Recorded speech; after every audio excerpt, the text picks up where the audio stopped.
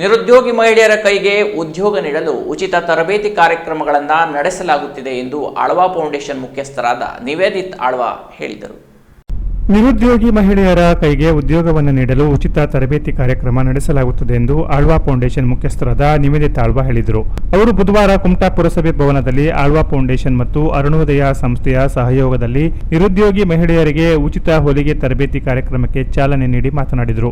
ನಾವು ನಿರುದ್ಯೋಗಿ ಮಹಿಳೆಯರಿಗೆ ಹೊಲಿಗೆ, ಎಂಬ್ರಾಯ್ಡರಿ, ಬ್ಯೂಟಿಷಿಯನ್ ತರಬೇತಿ, ಜೇನು ಸಾಕಾಣಿಕೆ ಮುಂತಾದ ವೃತ್ತಿಪರ ತರಬೇತಿಗಳನ್ನು ನೀಡಿ ಅವರಿಗೆ ಸ್ವಾವಲಂಬಿ ಬದುಕನ್ನು ಕಟ್ಟಿಕೊಳ್ಳಲು ಅವಕಾಶ ಮಾಡಿಕೊಡುತ್ತೇವೆ ಎಂದು ಹೇಳಿದರು. ಆರಂಭದಲ್ಲಿ ಪ್ರಾಸ್ತಾವಿಕವಾಗಿ ಮಾತನಾಡಿದ ಅರುಣೋದಯ ಸಂಸ್ಥೆಯ ಸ್ಥಾಪಕರಾದ ಸತೀಶ್ ನಾಯ್ಕ್, ಎಲ್ಲವನ್ನ ಸರ್ಕಾರದಿಂದ ಮಾಡಲು ಸಾಧ್ಯವಿಲ್ಲ. ಇಂತಹ ಸಂಸ್ಥೆಗಳು ಮುಂದೆ ಬಂದು ಜನಪರ ಕಾರ್ಯ ಕೈಗೊಂಡಾಗ ದೇಶದ ಪ್ರಗತಿ ಸಾಧ್ಯ ಎಂದು ಹೇಳಿದರು.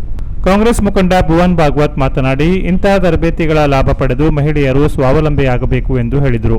ರತ್ನಾಕರ ನಾಯ್ಕ್ ಮತ್ತು ಹೊನ್ನಪ್ಪ ನಾಯ್ಕ್ ಕಾರ್ಯಕ್ರಮವನ್ನು ಉದ್ದೇಶಿಸಿ ಮಾತನಾಡಿದರು. ಶಂಕರ್ ಅಡೆಗುಂಡಿ, ನಾಗರಾಜ್ ನಾಯ್ಕ್, ವೀಣಾ ದುರ್ಗೇಕರ್, ಮಂಗಲಾ ಅಡೆಗುಂಡಿ, ಗಿರೀಶ್ ಪಟಗಾರ್, ವೈಭವ್ ನಾಯ್ಕ್ ಮತ್ತು ಅನಂತ ನಾಯ್ಕ್ ಉಪಸ್ಥಿತರಿದ್ದರು. ರಜನಿ ನಾಯ್ಕ್ ಸ್ವಾಗತಿಸಿದರು. ಕುಮಾರಿ ವಂದನಾ ಮಡಿವಾಳ್ ಕಾರ್ಯಕ್ರಮ ನಿರ್ವಹಿಸಿದರು. ರೇಷ್ಮಾ ಗೌಡ ವಂದಿಸಿದರು. Canara plus news, Kumta.